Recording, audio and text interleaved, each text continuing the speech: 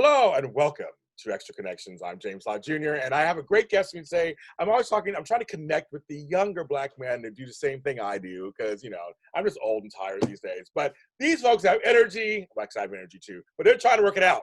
And I want to showcase them. This guy, he's a junior like I am. A video project manager for Buzzfeed. And then currently at this taping, there is no AfterBuzz at the moment, but I know him through AfterBuzz as an on-air host and writer. He had to host a Black Superhero Almanac, which we'll talk about that. It's the importance of Black superheroes.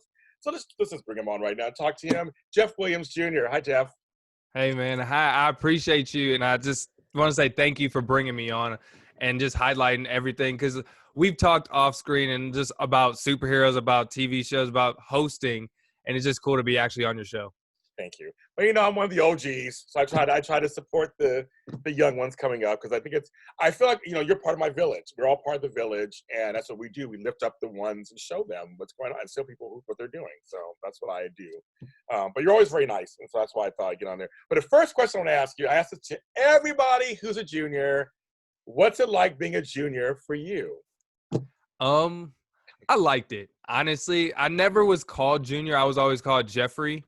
And it never really bothered me. I always looked up to my dad. I still look up to my dad. And it's funny. I know my first son's gonna be named Jeffrey. His nickname's gonna be named Trey. Trey. I hope my future wife is ready because that's already planned for me. But no, I've always enjoyed being a junior. Yeah. Well, it's funny because for me, what was it like for you though? For me, my father was a very formidable man. He worked for the Senate for years and had a name.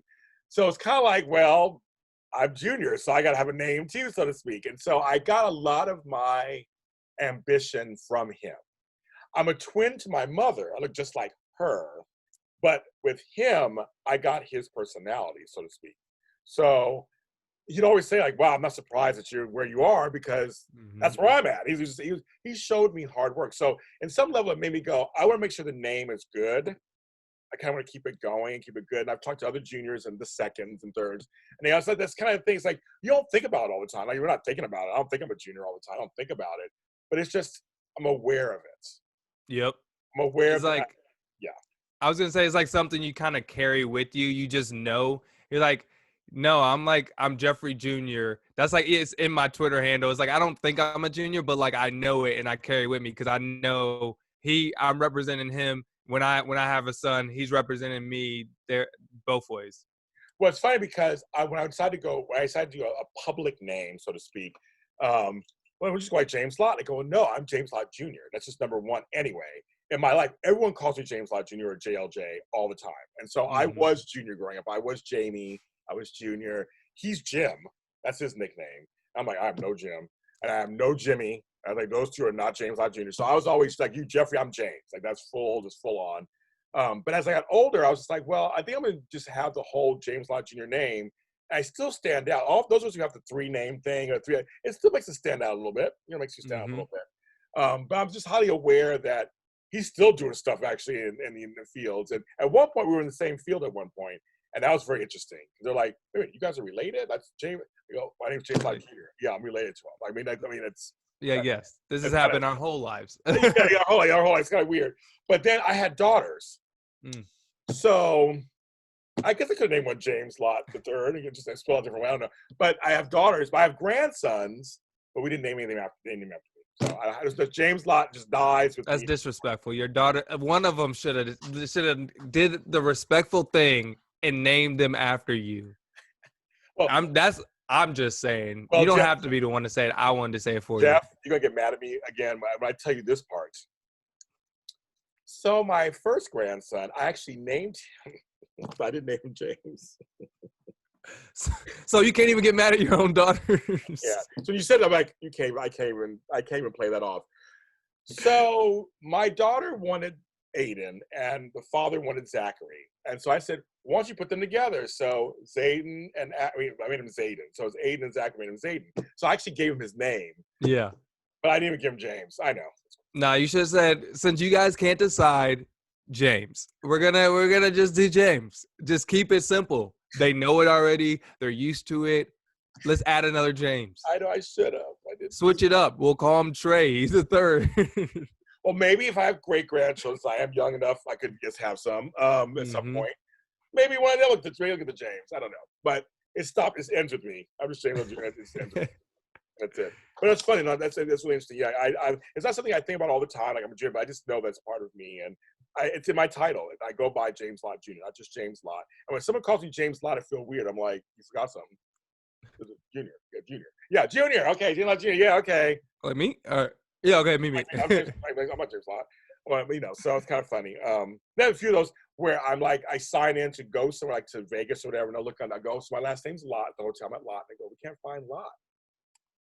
Well, L-O-T-T. No, we get that part. We're not finding a Lott. Well, try Junior. And that's the last name. It'll be under Junior. Like, whose last name is J.R.?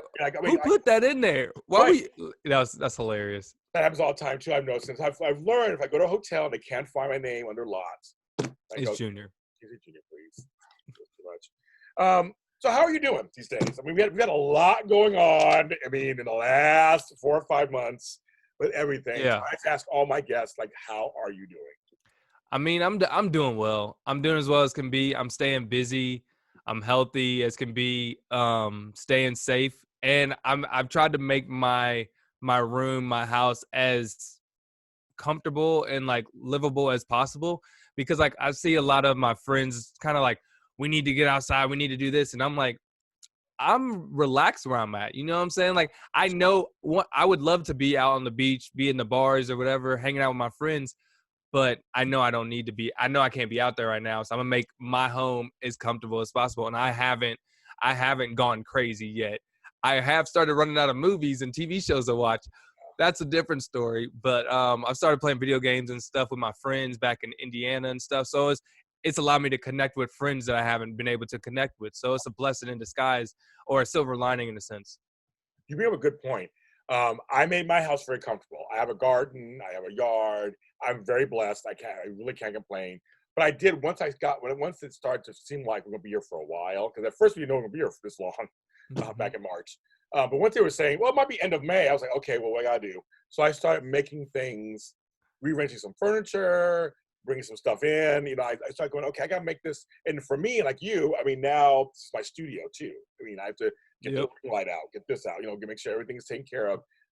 And so now my space is very comfortable. And for the first 90 days, I didn't leave my yard. I didn't leave my house. I didn't go nowhere.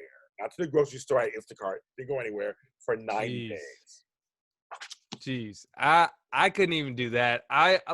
There were days where I was like, I just need to drive. So I just like drove down the street, or like drove for a while and like got some fresh air. But like, it got to a point where I actually did Instacart just to get outside. Like, I was doing Instacart on the side because like I wasn't going outside. I had no reason to. So I was like, if people need food, I want side money, especially during this time when jobs are so like up in the air. You never know when you need extra money. I was using Instacart as my side cash and just saving up everything that I'm making from like my real job and stuff, just because of that time. Yeah, no, it's I'm when you said I'm very fortunate. I made everything comfortable here so I can do my stuff here. Yeah. But after that, I started leaving the house a little bit. So I've been leaving little bits here and there. I have a sister who lives 2 blocks away, actually. So I know they're in quarantining, so I've been walking to their house. But it was funny because, I'm a big walker, and I feel like I'm a gym body or like that. But I'm relatively okay, whatever. But not really walking for 3 months was very interesting. I didn't realize even though I'm moving around the house, I'm in the garden, but like lengthy walk, and even though I'm saying lengthy, it was 2 blocks, I was out of breath. And my legs were like, James, can you sit down, please? Like, what are you doing? What are you doing to us? I had no idea. It's so weird. It's like, what kind of workout is this? Why are we doing this? Yeah, where are you going? Yeah, where are you going? Why are we leaving the property? Like, they're like, what's going on? Like, and so it was really weird. So now I'm walking more and more now, but it's kind of like, there are things I did forget about just kind of sitting here in the house. I thought it was gonna work. Crazy. So okay, I want to go straight into this Black superhero thing because I feel like I am a novice. when it comes to comics. My brother is a huge comic book nerd and fan. He's written comics. He lives with me. He's a huge all that. So whenever I have a question, I run to him. And I'm like, oh, what does this mean? Or my friend Frank Moran, who's at AfterbuzzTV also, who does some of the DC and Marvel shows there. He did there. I'd ask him questions like, what's Earth 2? And what's Earth 1? And oh my God. But your thing was very interesting for me because you were highlighting Black superheroes. And I didn't even, I mean, besides Storm, maybe one other, I was like, I didn't, Black Panther, of course. I didn't even know there were others. And so, again, as a novice. So I want to ask you this question. It's kind of a question I'm sure people maybe have said to you or they say out there. Why does representation matter when it's only just a comic, quote unquote? I think it matters, especially when it's just a comic, because as you're a kid, what are you looking up to most? Superheroes. Heroes, as in your dad, your mom, whoever your parental representation is, what you see on TV.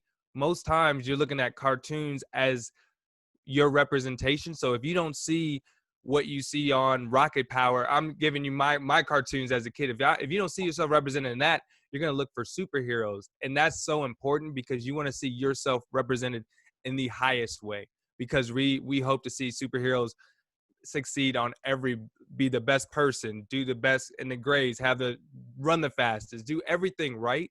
And we need to be able to see ourselves do that as a kid, because I wasn't blessed with that until at an older age. And a lot of people weren't really.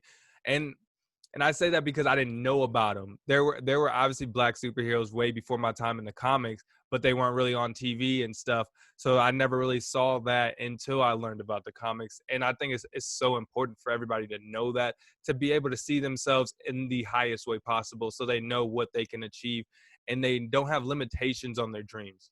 I like that. I agree. I just feel like representation, it doesn't matter how silly it seems or whatever, doesn't matter. As a segment of population is going to look at this, devour this, take this in, watch it, they should see stuff reflected in themselves in it. It just should be. I don't care if it's soap operas, wrestling, comics, doesn't matter. You should be able to see something that reminds you of you in there somewhere. Yeah, when I was growing up, one of the things that attracted me to WWE was there was a person for literally everyone. From my favorite person was the Undertaker. There was like he related to anyone and everybody because everybody wanted to be the biggest, baddest guy. And then Booker T, because he looked like me and he was just spinning his head, like just doing a spinneroonie and then kicking people, and was like, he was just one of, like, those are people I could look up to. One, the Undertaker didn't look like me, but he was the bad guy, the cool guy. Everybody wanted to be like him. And then Booker T actually did look like me, or something I can aspire to. So those are just like two huge representations. But like, I even noticed it when I was young, like Eddie Guerrero, Rey Mysterio, those are great, like Latin X representation, like representatives, and just so many different stories and cultures, heritages exemplified through those. And it was great to see, because a lot of people don't get it. And a lot of people aren't represented on a lot of different TV shows. Very true. I will share this with me for Black Panther when the movie came out. Everybody, I saw it when it was out in the theater, but I saw it a little later than everybody else because it was the crowd. It was so crowded, and I'm like, I'll just wait till it dies down a little bit. I saw it. My brother and I, we saw it. My brother gets a comic book fan. He's only 3 years younger than me. I'm 51, and my brother's 47. So we're a little older. I mean, black don't crack, of course, but exactly. But we come from the 70s and 80s. I was a kid in the 70s, and so I got teary-eyed, actually, coming into the theater. Here in the hood, I was at Baldwin Crenshaw, and seeing with all Black folks. I saw it with all Black people. I mean, I think I saw a couple of salty people in there, a couple of white folks in there, sprinkled in there, but it was mostly Black folks. We went together, and we're all different ages, and it was like, and people were dressed in some of the African dress. I wore a dashiki, I went there, and I remember, and when it first comes on, I know you can relate. I know you can relate to this. Mm-hmm. The music was African. The setting was African. The dress was African. The story was universal. The Mm-hmm. story was very Marvel. The story was all that. But I had never seen anything like that before in a comic book movie. And I started crying. I mean, I started thinking, my grandkids, they can say when they were a kid they saw this. And when I was a kid, this was not even remotely was going to happen. I get teary-eyed now just talking about it because it affected me that my brother said he got a little teary-eyed too. You wouldn't admit it. He got a little teary-eyed, but I seriously was just kind of like, this is amazing. So I mean, Oh yeah. what do you want to say on that? Because I was like, I just had goosebumps because not only did they like show us in a great light, but like they showed us advancing. Like we were the example to the world, and I say we as Wakanda because like when we were shown that, it was the A+ standard of what every person should be like, what every country should be like. It was cool to see because we never see movies like that.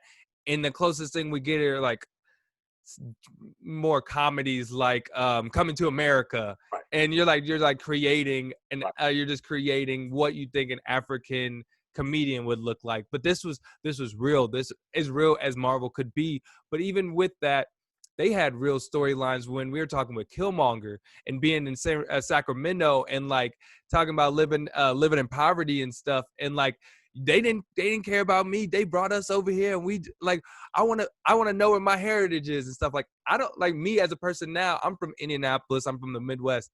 I don't know my African heritage. So like seeing that kind of stuff is like I could relate to Killmonger in a sense, and he's the main villain. So like seeing all that in this movie just gives me goosebumps because it was great from start to finish, and I just love that we get more of it.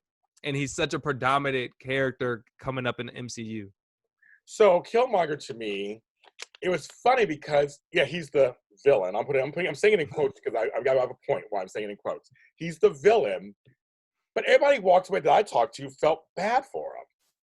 Like they were kind of like, we get why he is where he is. And that's a Black trait, clearly, where we can relate, right? And it's the way we're going. So it's like most villains in Marvel, we're like, they're bad. We don't relate to them. They're done, whatever. But I feel like he was one of the first ones where people were like, but I get where he's coming from. I wish he wasn't so bad. I wish he would like just almost like in real life. I just wish that just change your mindset this way and it'll be better. Like, so am I far off thinking that way, or was that not at all? I think that's a credit to not only Michael B. Jordan and the director, but the writing, because they gave us a reason to care for him. They told us that we should care for Killmonger because he was kind of discredited. He was like, you're not worthy here. You're not the rightful heir. You don't deserve to be here. Go back to Sacramento, or like just go back to where you are. And it was great to see that he has a we have a rooting interest in him, because he could be an anti-hero. He could be someone that has a longer storyline that starts off bad and then somehow helps T'Challa down the line and stuff. So that could be really cool. And Michael B. Jordan is such a huge name. I can't see them not using him down the line and coming back. But like it's funny because like Killmonger is one of the only villains that we actually feel like we have a rooting interest for. But the only other one for me is Loki. And it didn't start off that way. How funny. Because because Loki was like kind of a laughing point at the end of the first Avengers when Hulk started slamming him and stuff. But after a while, like you started seeing why he was angry through the better Thor movies and stuff, and then coming back and kind of being an anti-hero in the end game, trying to like save his brother and stuff like that. So I really like that about Marvel's those two characters specifically, how we can have a rooting interest about them. Yeah. So Black comic superheroes. I mean, are there a lot? Are there some? Are there? I mean, I have no clue. I mean, I'm just So I was new to like the Black superheroes for a while. I looked into. I was like, how many are there? There has to be, at most. I'm thinking like 25, right? And because like you'll see the Storms, you'll see now Miles Morales, but like before that, you didn't know too many of them. There's well over 150 black superheroes. Sorry, as you're saying. No, I was just gonna say there's so many Black superheroes that haven't even made live iteration, not even live iteration, like animation. We've only seen them in the comics that we've never even heard of. There's some that are in like small comics, like companies that we've never really heard of. But there's so many Black superheroes with so many amazing powers. There's so many Black superheroes that are stronger than the best superheroes that we know. Like Blue Marvel, he was known as the Black Superman, but he's stronger than him. And I learned about him when I highlighted him in the Black Superhero Almanac. So I learned about him within the last couple months, and then I started buying his comics and stuff. But like it was said that he had to put on a mask because he didn't want people to know that he was black. So the first iteration of Blue Marvel was a masked version, and then Kennedy told him that he actually had to stand down as a superhero when they found out he was black. So, and he's one of the strongest superheroes of all, and no one even knows that he could be like leading either. It's just there's just so many examples of great superheroes that are not talked about, not highlighted, and have not been shown yet. And I'm optimistic, especially in the MCU, but we'll see. Well, it's funny. My friend Jeffrey Thorne, who has written for Marvel, among other places, he created a character named Mosaic Oh, okay. a couple years ago.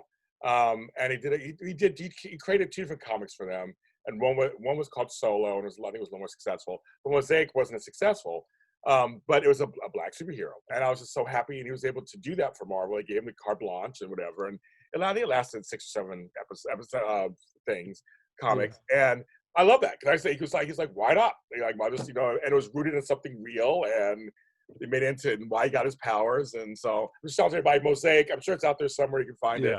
But it was for Marvel, and like you said, I never even knew. I feel like I've walked into. I have a friend who owned a comic book store in San Francisco, and I remember walking in and just like and being just like and marveling on all of just what's out there. I mean, it's just like it's a vast. I mean, it's a huge world. I mean, it's a huge world. And so but black, I just had no. I had no clue. What's another black female superhero that we should know about? So that's the one I was kind of hinting at with Marvel, and I really hope they do this. I feel like it's gonna be a while, but I want them to do Riri Williams. Have you heard of her? Oh. So she is the new Iron Man, and she's like a high school student that's graduated from MIT and has really created her own Iron Man suit when she was in high school.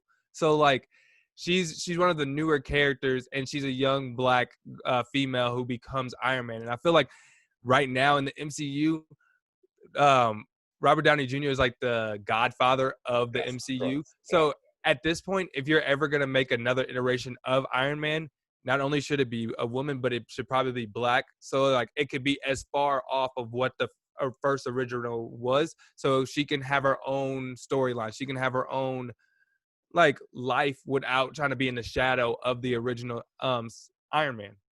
That makes sense. Like, almost go the farthest away from it, so to speak. Still with the message and everything, I'm sure, in there, but like looks wise, let's go the opposite. And like it would make so much sense with like Miss Marvel that's being joined on DC, not DC, Disney Plus. She's gonna have her own Disney Plus show. They're starting to build a younger crew, so like the Young Avengers. So Riri could be jumped right into the Young Avengers with all of them.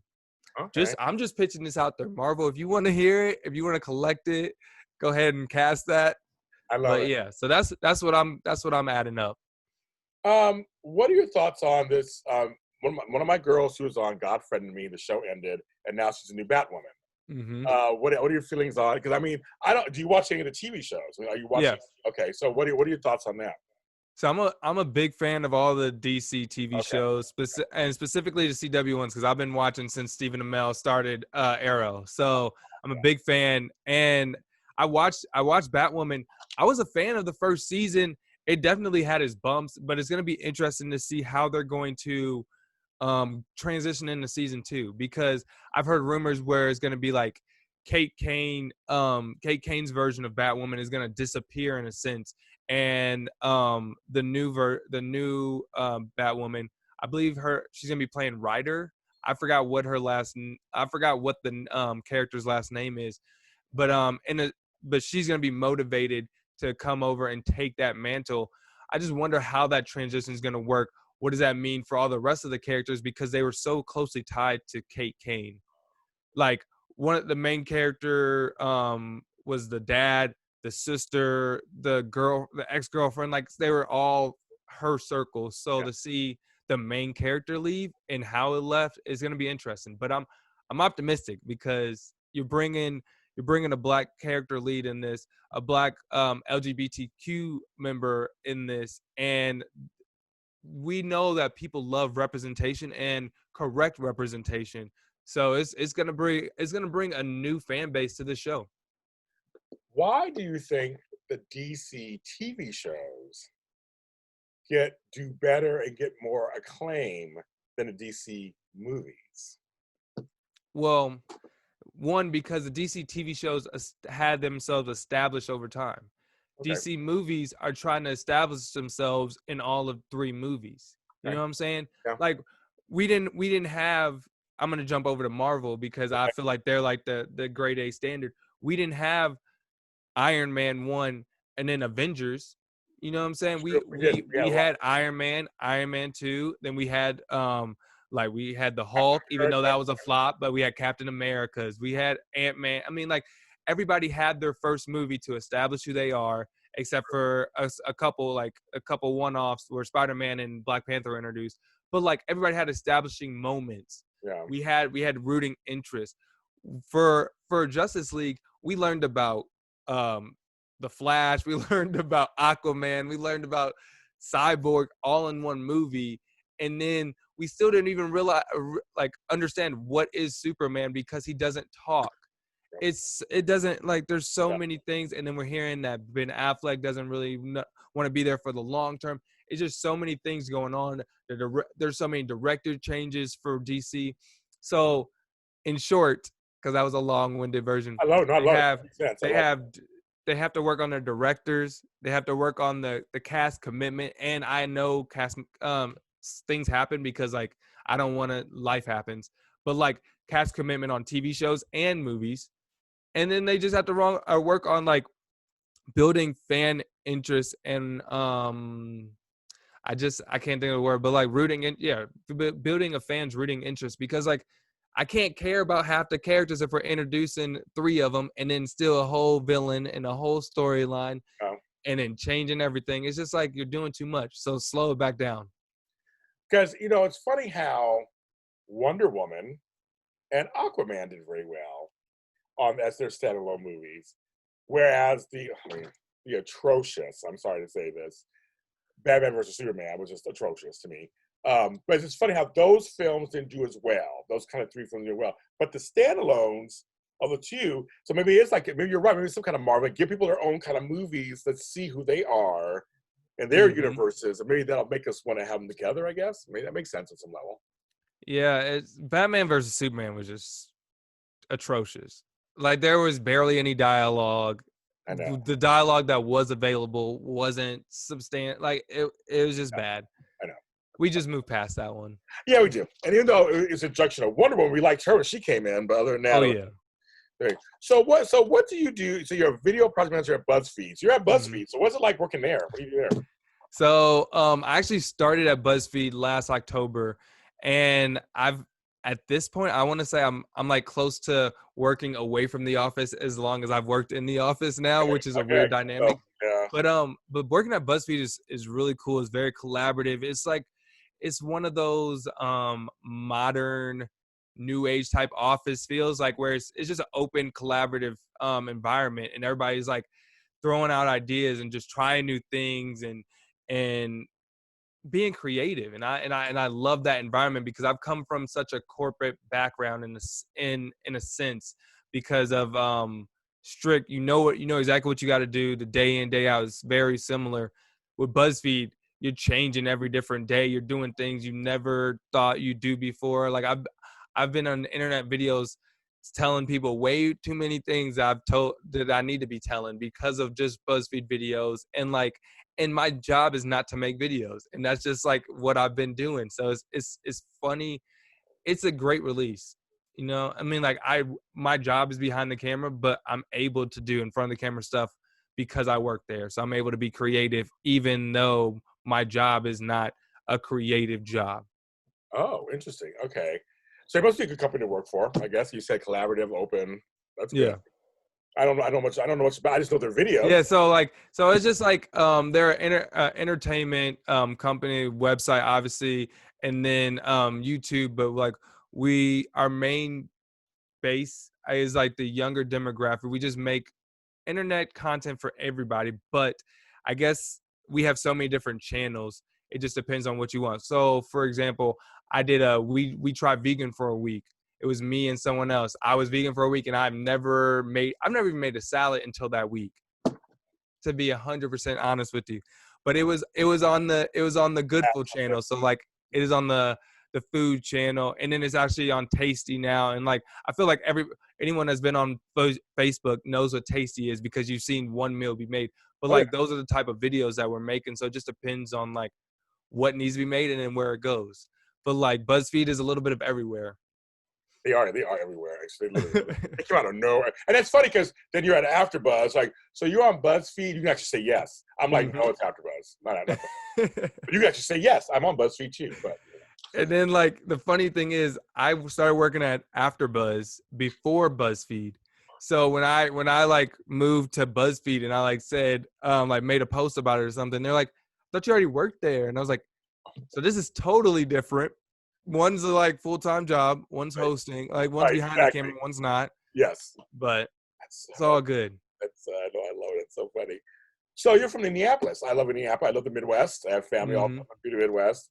What is one thing about the Midwest? Because a lot of Midwesterners live in California. A lot of Midwesterners are in the business. Yeah. Ohio, Indiana, Missouri. You know, they're all there. What is one thing with the Midwest that you kind of carry with you while you're out here?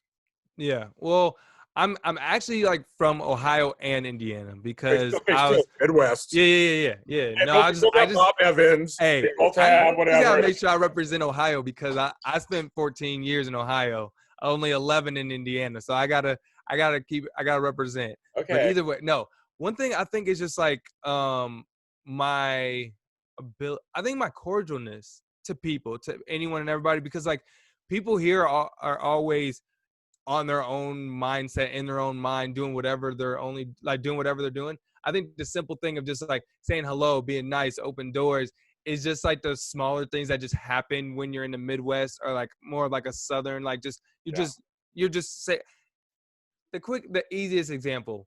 I walking down the street, I'm just like, what's up, neighbor? Hi, like, hi. And like, it just seems like people are just like in their own minds doing their own things. But that's because this place is a melting pot for so many different cultures, ethnicities, languages. So it's like, at first I thought it was just people were just rude. It's like, no, I don't know what's going on in other people's lives. But that is one thing I noticed is a big difference from the Midwest to here. The Midwest is funny because I feel very at home in the Midwest. Like I said, I have family in Missouri, Ohio. I lived in Pittsburgh, in Western Pittsburgh, Western Pennsylvania, Indiana, all that over there. It's funny because you go to the grocery store. So I'll be at Giant Eagle or Price Chopper, where those stores are back there, Hy-Vee, whatever. And you're in line. And first of all, no one's in a hurry. That would kill. I mean, I'm in LA. I'm like, okay, I gotta go. I got things to do. Everybody's taking their time. And then when I get to my turn, so you bought some hand sanitizer. Oh, that's what I love this. It's like, I love this chili. This chili is so good. Like they commentate on every single thing you bought as they're going through. And it's like they're being friendly. And I was just like, first what happened was like, and no one's upset that he's just kind of taking his time. Like that to me is the Midwest. It's the friendliness. It's like, we're all, why are we rushing home? Like, what's at home anyway? Like, it's just, things like that would just kill me. It's like, at first I was like, I can't handle this. I need to hurry up. And then I was like, oh, let me lean into this. It's okay. I'm just hanging out at the store at Dollar Tree or whatever. Okay, sure, why not? What we got to rush for? It's not like we got traffic. No. We ain't got traffic. We just gonna make it there. I was like, it was very okay. So if you did Ohio and Indianapolis, so then do you like football? Mm-hmm. Big football and basketball fan. So let's go football first. Are you a Colts fan or are you like a Bengals or Browns So I'm a Colts fan, but I always root for the Browns. So like I was born in Cleveland. I hope they do well. Okay. But like when I was in high school and college, I was a Colts fan. I went to games and stuff. So it just makes more sense for me to be a Colts fan. But I always hope the Browns do well.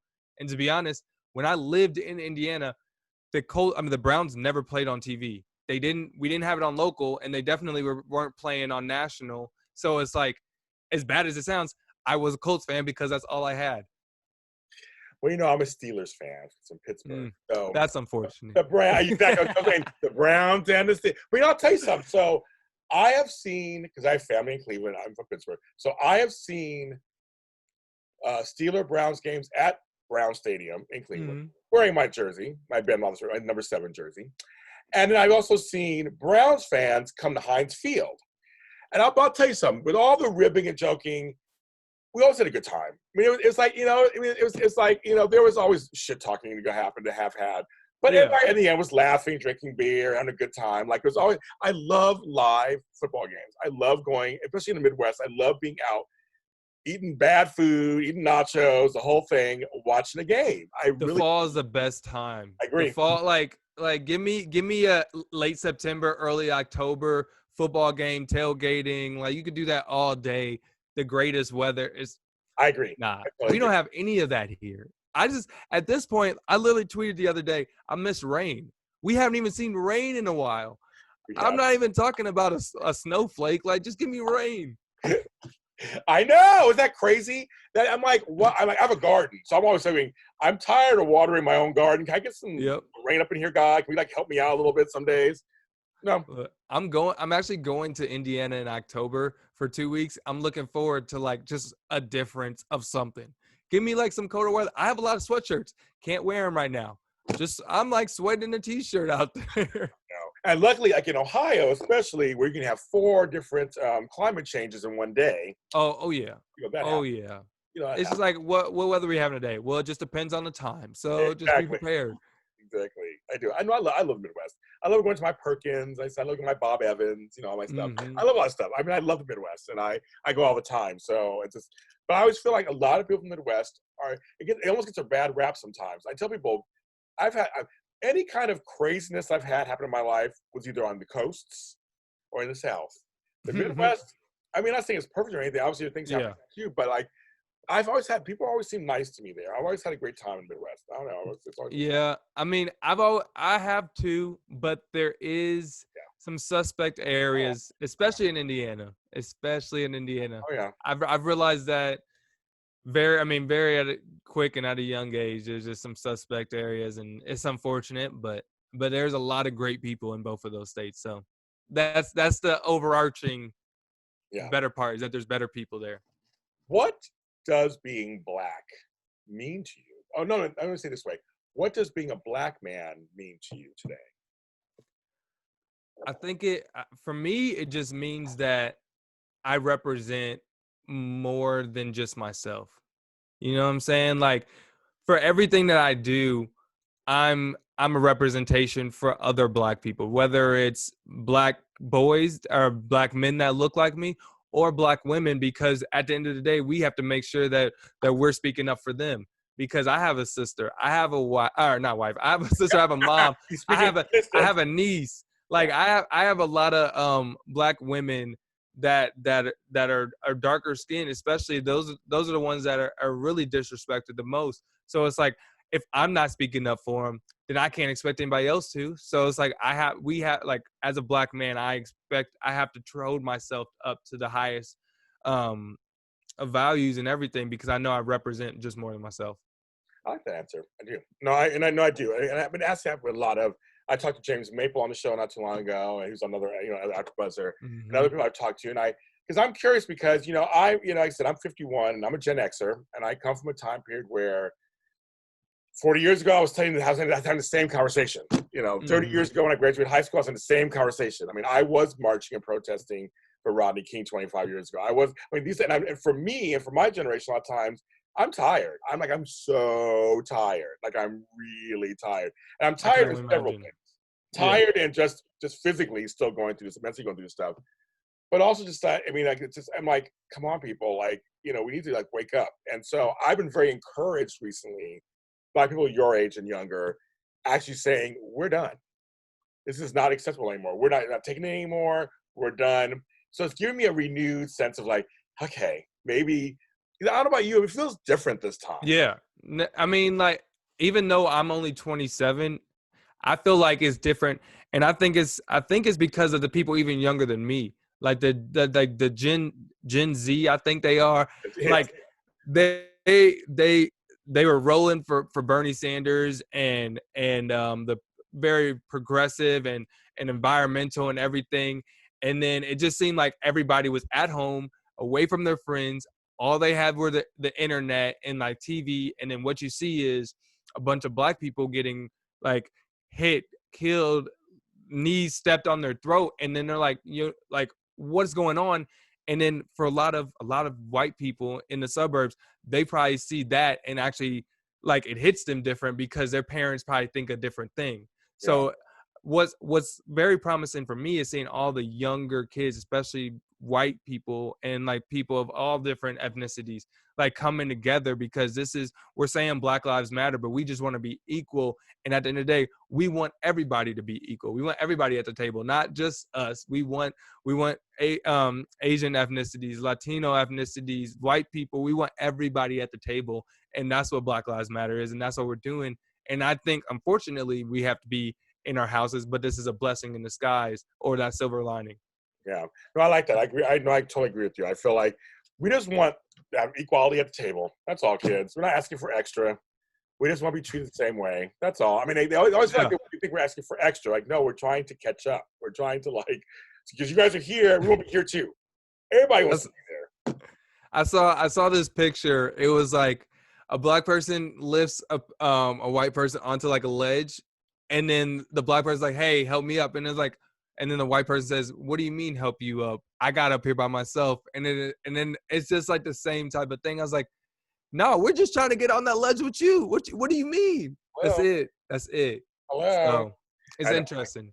So yeah, I just feel like this has been going on for a long time, but it does feel different this time. We're actually seeing some change, and for folks out there who just think that, we're just being mean and we're just being whiny. And I'm like, trust me. I said, I'm actually writing a book right now about my experience with the cops. Unfortunately, I have like 7 or 8 experiences in my life that were horrific with the cops. And I'm not that stereotypical thug. I'm not like, I want to show people that it's just color is color. And then, of course, we have the light skin, dark skin thing, and half my family's light skin and half my family's darker than me. I'm somewhere in the middle. And I was say I'm the same. So yeah, so you know how it is. I mean, so it's kind of like we have that going on too. And so I think people understand that we just all want across the board to be treated all the same way. It doesn't matter what we are. And for the LGBTQI community, same thing. The trans community, same. I mean, we all want the same thing. I feel like we're all more alike than we are different. We just want to live our lives. That's what I'm saying. And that's one thing I feel like is different from here. There's more open-minded people in California and like especially in Los Angeles than it is in the Midwest, and that's unfortunate because like even though everything's slower and nicer, maybe nicer there, they're stuck in their bubble there, and that's the biggest thing that I've learned living from there to being here is just like. You can't live in a bubble here. Your bubble's gonna be popped by anybody and everybody because there's just so many different people here. So you're learning by just living out here. That's true. That's very true. I like that because being out here, of course, we're around every different kind of thing. So that does help. I mean, I've had friends who come out here very closed. And by the time they've lived here, they're open now. They're like, and that's the thing. That's the thing about life too is that you should be allowed to grow and change. You can have an opinion at one point. It may change. It totally may change. I'm the same person I was at 18 or 25. I mean, I'm the same person. That's what I'm saying. But a lot of these cancel culture people, and they're like, "Hey, you said what at 14 years old? Oh no, you cannot have a job ever again in your life. Please go sit down for the rest of your life and have a great one." Like, it's wild.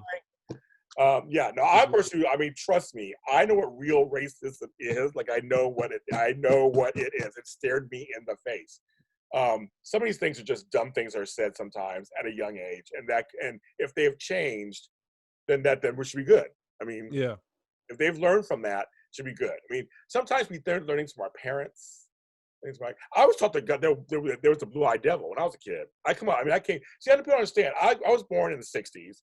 And I was raised in the '70s where it was like I was part of busing that didn't work, obviously, and desegregation. And I was told by my black grandparents that that's the blue-eyed devil. Don't trust them. Don't trust white folks. That kind of thing. So it's like that's not good to say either on some level. But I don't understand. I remember going to tell me. She said when she was a kid, they asked her where her tail was.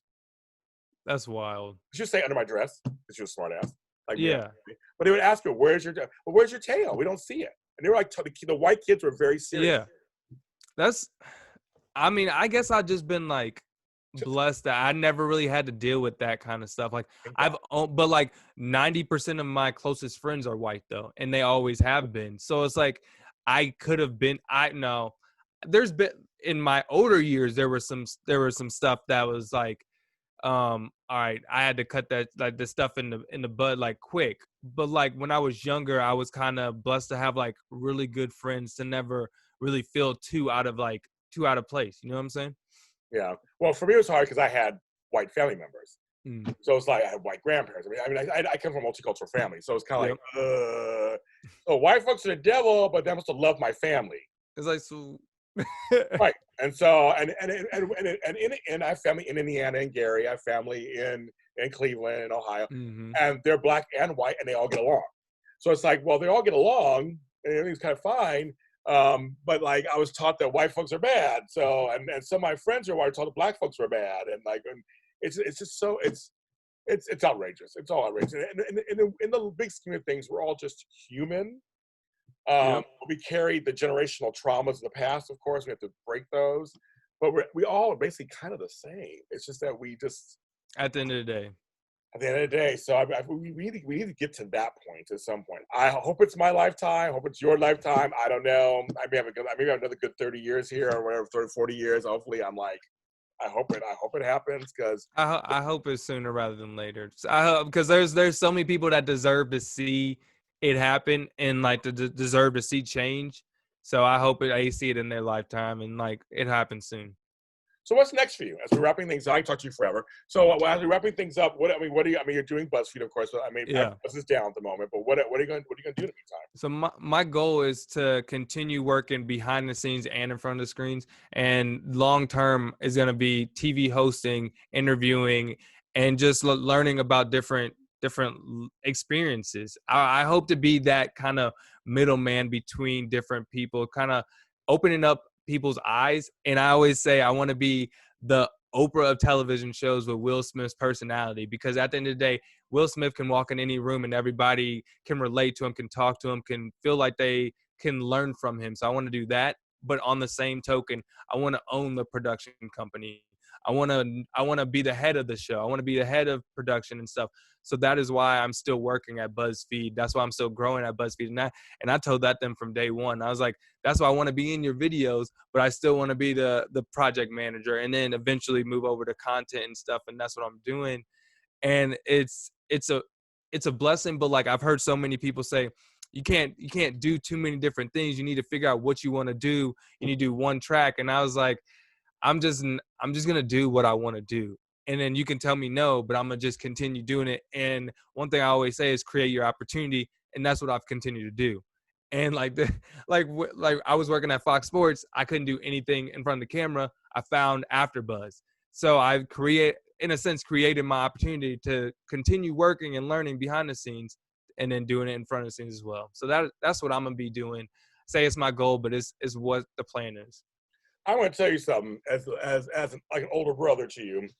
Most people know that I do 10,000 different things and I'm successful at all of them. So you do whatever the fuck you want and Appreciate get there, that. get your own lane, however you want to get there. And I've told people all the time, James got to pick one or the other. No, James is going to pick all 10. And so, but I do trim the fat occasionally and make sure I work on, I make sure all 10 things are good. But I'm just telling you, I own my own company. I have 2 companies that I own. You can do the same thing. You can totally run your own company. And I'm actually helping other people with their own content. You can do that too. I mean, I'm supporting you. I'm saying you can do it. Don't let anybody tell you what you can't do because they're coming from their own places. They're coming from their own experience. They're coming from their own feelings. So they'll try to throw it on you. Now, sometimes some advice is good. I take all advice in. I filter what I feel is good for me, and then the rest goes. Exactly. But people tell me all the time. And now I'm the James of all trades. Everybody knows me as that now. I do music, I do books, I do TV, I do everything because I love doing it and I can do it.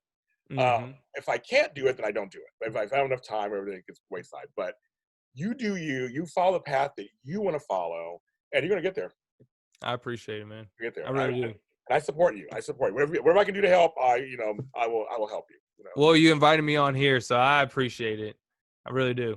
Thank you. So, Jeff, tell people, excuse me, Jeffrey Williams Jr., tell people where they can find you on the social media platforms. Yes. If you guys want to continue the conversation, you guys can follow me at Jeff Will Jr. on all your social media platforms. So they know it's me and not my dad, not anybody. It's Jeff Will Jr.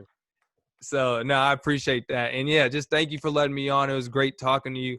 Great just talking to another Black man about the same experiences, learning from you, enjoying the superhero talk. And, yeah, we're going to have to do this again soon. Yes, no, definitely. We will do this again. And, folks, you can follow me where all James Lott Jr.'s are at James Lott Jr. on all social media platforms. I mean, literally everywhere, even on TikTok.